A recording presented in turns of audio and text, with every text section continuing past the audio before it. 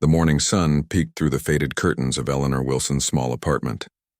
At 78, she moved slowly but purposefully, her worn hands preparing her morning tea just as they had for decades. The tiny kitchen was clean but outdated, much like the rest of her humble home. Pictures of her late husband Robert lined the walls, his kind smile frozen in time. 3 years had passed since his death, and loneliness had become Eleanor's constant companion.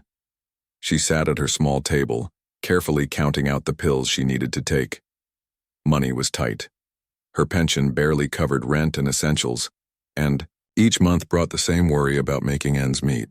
The rising cost at the grocery store meant she often chose between proper meals and her medications. Today was Thursday, which meant the community center would be serving free lunch for seniors. Eleanor didn't like asking for help, but practicality won over pride these days. The old violin case gathered dust in the corner of her bedroom. She hadn't opened it in nearly 30 years, though sometimes her fingers would unconsciously move as if playing when classical music came on the radio. In her youth, the violin had been her whole world. Eleanor had been a girl with dreams bigger than the small coastal town of Millfield, but life had other plans, as it often does. As she prepared to leave for the community center, a knock at her door startled her. Few people ever visited. Opening the door revealed Lisa Chen, a young woman who worked at the town hall and occasionally checked in on the elderly residents. "Good morning, Mrs. Wilson. I have some news that might interest you," Lisa said with a bright smile that didn't quite reach her eyes. The news was about a charity fundraiser happening at the Grand Hotel, organized by Victor Reed, the town's wealthiest businessman. His family owned most of the commercial property in Millfield, and his influence stretched into every corner of local politics. Mr. Reed specifically asked if you'd be willing to perform at the event. They're looking for local talent, and someone mentioned you used to play the violin, Lisa explained, fidgeting slightly with the folder in her hands. Eleanor's heart skipped a beat. Perform? Oh my, I haven't played in decades. I'm sure there are much better musicians in town. They're offering $200 for a 5-minute performance, Lisa added quietly, knowing this information would change everything. Eleanor tried to hide her reaction, but $200 would cover her overdue heating bill and the prescription she'd been putting off. Still, something felt off about the sudden invitation. The event is this Saturday evening. They'll send a car to pick you up, Lisa continued. Mr. Reed was very insistent that you participate. After Lisa left, Eleanor stood frozen in her living room. Finally, she walked slowly to her bedroom and pulled out the violin case from under her bed.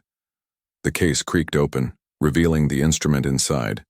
It needed new strings and a proper cleaning, but it was still the same violin her parents had sacrificed so much to buy her when she was just 12 years old. Her fingers trembled as they touched the smooth wood. Could she really perform after all these years? And why would Victor Reed, a man who had never spoken a word to her, suddenly want her to play at his fancy charity event? The answer came the next day while Eleanor was at the grocery store. She overheard 2 young employees talking as they stocked shelves. "Did you hear about old Mrs. Wilson playing at Reed's party? Tom says it's going to be hilarious. Apparently Reed and his friends made a bet about getting the oldest person in town to perform for their amusement." "That's awful," the other replied, though she was trying not to laugh. "Isn't she the one who's always telling stories about how she could have been famous?" Eleanor's cheeks burned with shame as she quietly put back the few items in her basket and left the store without buying anything. The $200 suddenly felt like a cruel price tag on her dignity. Yet the unpaid bills on her kitchen table didn't disappear with this new knowledge. For 2 days she wrestled with the decision. Pride told her to refuse, to call Lisa, and cancel. But practical needs won out in the end. Eleanor dug up what little savings she had and visited the music shop on Main Street, where she purchased new strings and rosin for her bow. Her fingers were stiff and arthritic now, but as she began to practice, muscle memory slowly returned. Hours passed as she struggled through scales and simple melodies, wincing at the screeching sounds she produced. By Saturday morning, she could play basic pieces without too many mistakes. though pain shot through her hands after just 15 minutes of practice. The promised car arrived precisely at 6 p.m. It was the first time Eleanor had ridden in such a luxury vehicle with leather seats and a uniformed driver. She wore her best dress, a simple blue one she had worn to church on special occasions, and had spent extra time arranging her silver hair. The violin case felt heavy in her lap. The Grand Hotel lived up to its name, with crystal chandeliers and marble floors. Eleanor felt impossibly out of place as the driver led her through a service entrance to a small waiting area behind the main ballroom. Through the partially open door, she could see round tables filled with Millfield's elite, business owners, doctors, lawyers, and their expensively dressed spouses. Victor Reed stood at a podium, his perfectly tailored suit probably costing more than Eleanor's monthly income. A young event coordinator barely glanced at Eleanor as she instructed her to wait until her name was called. The minutes ticked by slowly, and Eleanor could hear the laughter and clinking of glasses from the ballroom.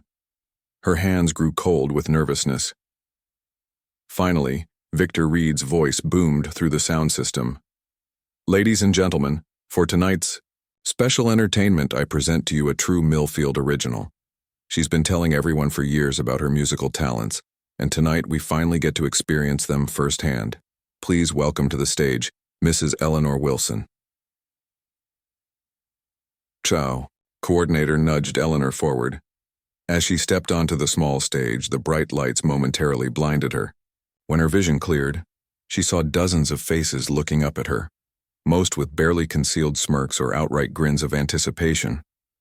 Victor Reed stood to the side, champagne glass in hand, exchanging knowing looks with his friends at the front table.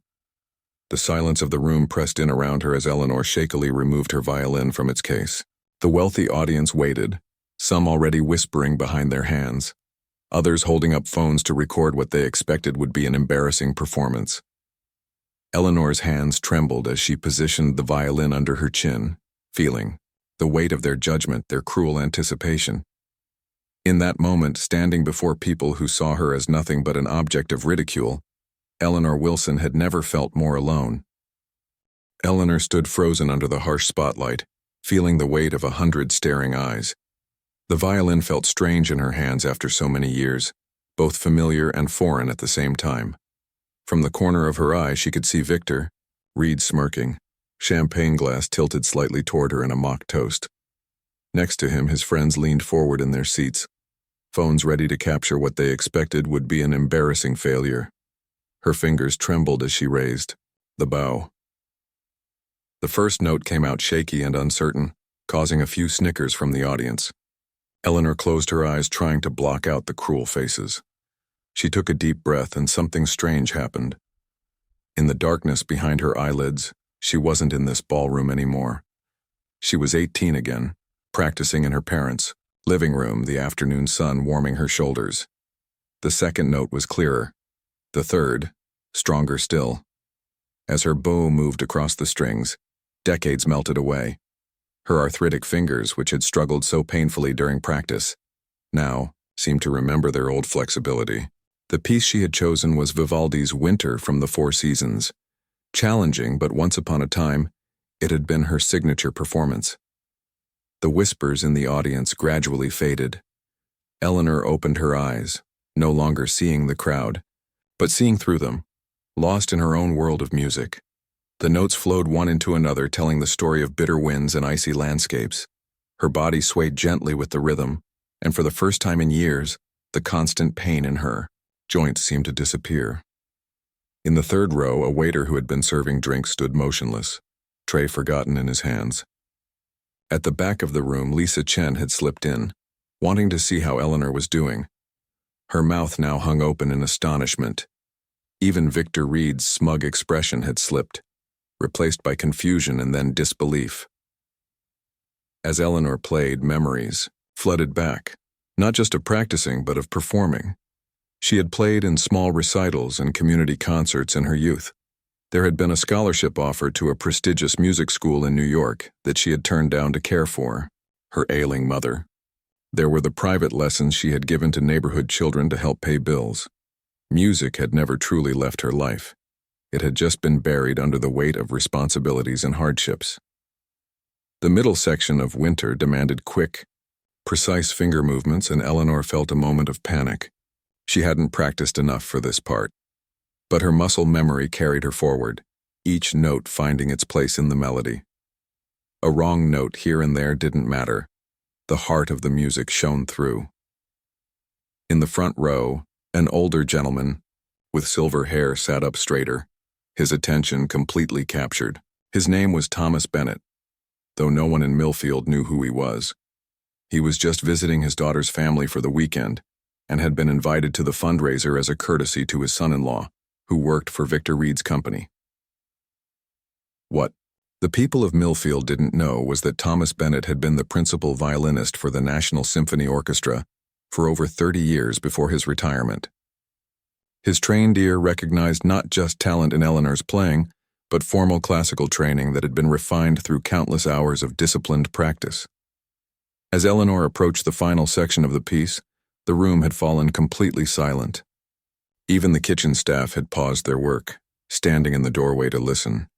The music filled every corner of the ballroom, bouncing off crystal and marble, finding its way into spaces that had never heard anything more sophisticated than bland background music at previous events.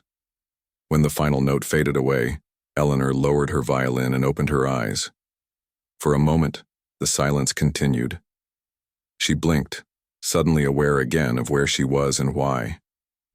The reality of her situation came rushing back, along with the pain in her hands and the stiffness in her shoulders. Had she embarrassed herself after all? Was the silence one of shock at how terrible she had been?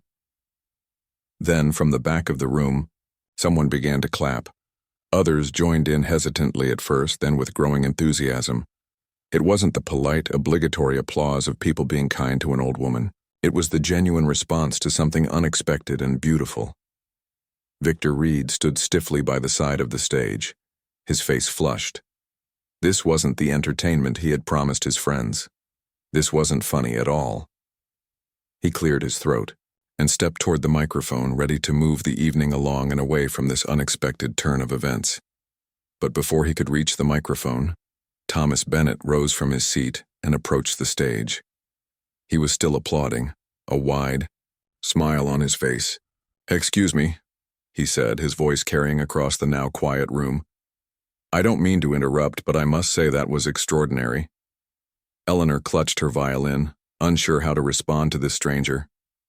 "Thank you," she said simply, her voice barely audible. "Would you mind if I asked where you studied?" Thomas continued, stepping closer to the stage. That was clearly no amateur performance. A woman at a nearby table laughed nervously. "Oh, come on, it wasn't that good," she said. Looking around for support, no one joined her laughter. "Actually," Thomas said firmly, "it was that good.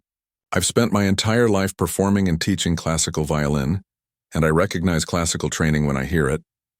Eleanor's cheeks flushed. "Juilliard," she said softly. "I studied there for a year before I had to come home." A murmur ran through the crowd. Juilliard was a name even those with no knowledge of classical music recognized, America's most prestigious performing arts school. "I thought so." Thomas nodded. "The technique is distinctive." He turned to address the room. "You all are very fortunate to have an artist of this caliber in your community." Victor Reed stepped forward, trying to regain control of his event. "Well, isn't this a wonderful surprise? Thank you, Mrs. Wilson, for that unexpected performance." His tone was friendly, but his eyes were cold. This wasn't how the evening was supposed to go. "Actually," Thomas said, "I wonder if Mrs. Wilson might play another piece. Perhaps something we could accompany?" He gestured to the grand piano sitting unused in the corner of the room. "I'd be honored to play with you if you're willing." Eleanor looked at Thomas, then at the crowd, then back at Victor Reed. The man, who had intended to humiliate her, now looked uncomfortable, caught in his own trap. For the first time that evening, Eleanor smiled. She lifted her violin once more. "I would be delighted," she said, her voice stronger now. "Do you know Meditation from Thais by Massenet?" Thomas's face lit up. "Indeed I do." Thomas walked over to the grand piano that had been sitting unused in the corner of the ballroom. He lifted the cover from the keys with the careful touch of someone who respected musical instruments. Eleanor watched him settle onto the bench, adjusting it slightly before looking up at her with a nod. The crowd had shifted in their seats. The atmosphere in the room completely changed. The phones that had been raised to record an embarrassing moment were now poised to capture something unexpected. Victor Reed stood awkwardly to the side, his plan for the evening's entertainment having taken a turn he never imagined. Eleanor positioned her violin once more, feeling a new confidence. The physical pain in her fingers remained, but it seemed less important now. She nodded to Thomas, who began the gentle piano introduction to Meditation from Thais. The piece was known for its flowing melody and emotional depth, a conversation between instruments that told a story without words. As Eleanor joined in with her violin, the two instruments spoke to each other like old friends. Though they had never played together before, Thomas followed her phrasing perfectly, supporting her when needed and stepping back when the violin needed to soar. The years fell away again, and Eleanor's playing became even more assured than during her first piece. A waitress stood in the doorway, trays forgotten as tears formed in her eyes. At a table near the front, an older couple held hands, transported by the music to memories of their own past. Even those who had come expecting to laugh at an old woman's expense sat motionless, some looking uncomfortable with their earlier intentions, others simply lost in the beauty of what they were hearing. As they played the final notes, Thomas looked up at Eleanor with genuine admiration. The applause this time was immediate and thunderous. People rose to their feet, their fancy clothes and important titles temporarily forgotten as they responded simply, as humans touched by art. When the applause finally quieted, Thomas remained at the piano, but turned to address the crowd. "Ladies and gentlemen," he said, his voice clear and confident, "I don't believe many of you realize who you have in your community." He gestured toward Eleanor. "I recognized the name Wilson when it was announced, but I couldn't believe it would be the same person. Eleanor Wilson was one of the most promising violin students at Juilliard during my first year as an instructor there." A murmur ran through the crowd. Eleanor's eyes widened in surprise. "Professor Bennett?" she asked quietly, suddenly recognizing him. "I didn't realize. It's been so many years." Thomas smiled warmly at her. "Nearly 50 years, but I never forgot. Your playing. You had a distinctive style even then." He turned back to the audience. Ms. Wilson was offered the prestigious Harmon Fellowship in her second year, an honor given to only one student each decade. It would have guaranteed her a place with any orchestra in the country. The crowd's attention was now fully captured. Victor Reed had moved to the back of the room, his earlier smugness replaced by visible discomfort. "What happened?" someone called out. "Why didn't you continue?" Eleanor lowered her violin, looking down at it thoughtfully before answering. "My mother became very ill," she said simply.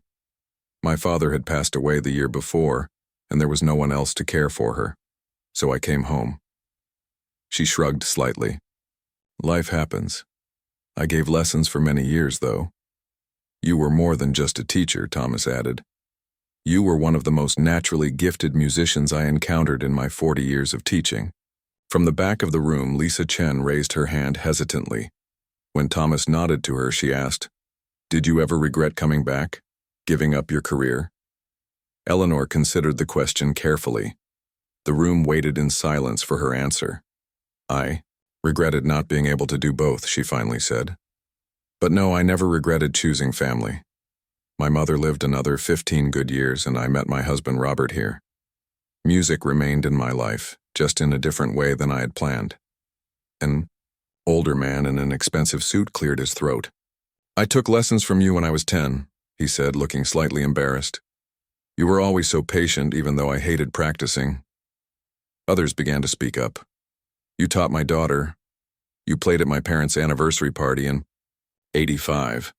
You directed the community choir for that Christmas program." Piece by piece, Eleanor's place in the town's history was revealed, not as the lonely old woman living on a small pension, but as someone who had touched countless lives through her music over the decades. Thomas turned to Eleanor again. Would You be willing to play one more? Perhaps Bach's Air on the G-string? It was your audition piece at Juilliard, if I remember correctly. Eleanor smiled, the memory of that day clear in her mind. You have a remarkable memory, Professor Bennett. Some performances stay with you, he replied simply. As they began to play the Bach piece, phones throughout the ballroom were busy, but not for the reason Victor Reed had intended. People were texting friends and family, sharing videos of the performance, looking up information about Juilliard and the Harmon Fellowship. At a table near the back, a young reporter for the local newspaper was frantically taking notes. She had come to cover the charity event as a routine assignment, expecting nothing more interesting than listing the donations and describing the decorations. Now she found herself witnessing what might be the biggest human interest story the town had seen in years. In the kitchen, the staff had stopped preparing dessert to listen. The chef, a stern man not known for sentimentality, wiped a tear from his eye with the back of his hand. My grandmother played violin, he said quietly, to no one in particular. As the final notes of Bach filled the room, something had fundamentally shifted. What had begun as an attempt to mock an elderly woman had transformed into a reunion between two musicians, a rediscovery of hidden talent, and the revelation of a life story that touched even the most cynical hearts in the room. When they finished, the standing ovation lasted nearly 5 minutes. People who had never spoken to Eleanor in all her years in the town now lined up to shake her hand, to tell her how moved they were, to share connections she had forgotten. In the midst of the crowd, Victor Reed approached, his expression difficult to read. When he finally reached Eleanor, he extended his hand stiffly. "Mrs. Wilson," he said, his voice carefully controlled. "That was quite unexpected. I believe we owe you more than the agreed-upon payment for such a professional performance." Eleanor looked at his outstretched hand, then into his eyes. She saw no real remorse there, only the calculation of a man concerned about his reputation. Slowly, she reached out and shook his hand. "The original amount will be fine, Mr. Reed," she said with quiet dignity. "A deal is a deal." From beside her, Thomas Bennett watched the exchange with knowing eyes. The real story, he suspected, was just beginning. The next morning, Eleanor woke to an unfamiliar sound, her phone ringing. She rarely received calls these days, with most of her friends long gone and no family nearby. She picked up hesitantly. "Mrs. Wilson? This is Penny Zhang from the Millfield. Daily News. I was at the charity event last night. Would it be possible to interview you about your performance and your history with music?" Before Eleanor could fully process this request, another call beeped through, then another. By noon, her normally quiet apartment had become the center of unexpected attention. The local radio station wanted her to come in for an interview. A music teacher from the high school asked if she would speak to his students. Thomas Bennett had called to invite her to lunch. Eleanor sat in her worn armchair, overwhelmed by it. Just 24 hours ago, she had been counting pennies for groceries, invisible to most of the town. Now her phone wouldn't stop ringing, but the most surprising call came from the mayor's office. "Mrs. Wilson, the video of your performance has gone viral overnight," the mayor's assistant explained. "It already has over 200,000 views. People are calling from across the state asking about you." Eleanor could hardly believe what she was hearing. Viral? What does that mean exactly? The young woman on the phone explained how someone had uploaded a video of her playing with Thomas Bennett to several social media platforms. The story of an elderly woman being set up for mockery but revealing extraordinary talent had struck a chord with viewers everywhere. "The mayor would like to discuss ways the town can honor your contribution to our cultural heritage," the assistant continued.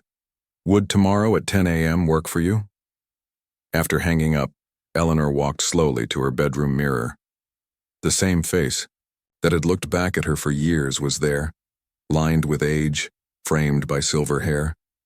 But something in her eyes had changed. A spark that had been dormant for decades had returned. Her moment of reflection was interrupted by another knock at the door. This time it was Lisa Chen, her expression a mixture of excitement and shame. "Mrs. Wilson, I can't apologize enough for my part in what happened," Lisa said immediately. "I had no idea what Mr. Reed was planning. I would never have asked you to perform if I'd known." Eleanor gestured for the young woman to come in. You don't need to apologize. Things worked out rather differently than anyone expected. Lisa held up her phone, showing Eleanor the local news website. You're the headline story today. The headline read, Hidden Talent, Millfield's Forgotten Musical Genius Takes Spotlight. Below was a picture of Eleanor playing her violin, her face transformed by the music. There's something else, Lisa said hesitantly. People in town have started a fundraising page for you. They're calling it Eleanor's Second Act. It's raised over $15,000 since this morning. Eleanor sat down heavily, her legs suddenly weak. That can't be right. Why would people do that? Because your story touched them and... Lisa paused. I think some people feel guilty. The truth about why you were invited to perform is getting around. Victor Reed is facing a lot of criticism. Across town, Victor Reed was indeed facing the consequences of his actions. His social media accounts were flooded with angry comments. Business associates were distancing themselves. The charity event meant to boost his image in the community had instead revealed a side of him many found disturbing. In his office, Victor stared at his computer screen, scrolling through the seemingly endless negative comments. His assistant knocked tentatively before entering. Sir, there are 3 calls from board members wanting to speak with you urgently, and the Chamber of Commerce is requesting a statement. Victor rubbed his temples. Tell them I'll call back, and get me contact information for Mrs. Wilson. Meanwhile, Thomas Bennett sat with his daughter and her family over breakfast, showing them articles about Eleanor on his tablet. I can't believe she's been here all this time, he said, shaking his head. One of the most naturally gifted students I ever taught, living in the same small town as my own daughter for years, and I never knew. What happens now? His daughter asked. Thomas looked thoughtful. That depends on Eleanor, but I have some ideas. Back at her apartment, Eleanor tried to make sense of her new reality. The worn violin case now sat open on her coffee table, the instrument inside suddenly precious again. She gently ran her fingers over the strings, thinking about all that had happened. A new message alert sounded on the phone Lisa had helped her set up with social media accounts. This one was from a music professor at the state university, asking if she would consider speaking to his students about her experiences. As Eleanor typed a careful reply, another knock came at her door. This time, it was a delivery man with a large bouquet of flowers. The card read simply, Your talent deserved better. With apologies, Victor Reed. Eleanor placed the flowers on her kitchen table, regarding them with mixed emotions. The apology felt hollow, prompted by public backlash, rather than genuine remorse. Yet something about seeing the expensive arrangement in her modest kitchen made her smile. How quickly the world could change. That afternoon, Eleanor met Thomas for lunch at a small cafe in town. People stopped by their table continuously, some to introduce themselves, others to share memories of Eleanor's impact on their lives over the years. A woman in her 40s reminisced about violin lessons with Eleanor helping her through a difficult childhood. An elderly man recalled how Eleanor had played at his wedding 40 years earlier. You see? Thomas said when they finally had a moment. Alone. You may not have performed on the great stages, but your music touched countless lives. Eleanor sipped her tea thoughtfully. I never thought of it that way. I have a proposition for you, Thomas said, leaning forward. I'm guest conducting with the Regional Symphony next month. They're performing Vivaldi's Four Seasons. Would you consider appearing as a special guest soloist for winter? Eleanor nearly choked on her tea. Me? On stage with a professional orchestra? Thomas, I'm 78 years old. My hands ache after 20 minutes of playing. I haven't performed formally in half a century. And yet, last night you played beautifully, he countered. Age brings its challenges, but it also brings depth and understanding to music that young players can't match. The technical perfection might not be there, but the soul more than compensates. Before Eleanor could respond, her phone rang again. It was Penny from the newspaper calling with unexpected news. Mrs. Wilson, I've been doing some research for my article about you. I found some old records from Juilliard in their online archives. Did you know that the Harmon Fellowship you were offered still exists? The current director of the program saw the video of you playing and wants to speak with you. Eleanor looked at Thomas in disbelief. He smiled encouragingly, already guessing at the news from Eleanor's expression.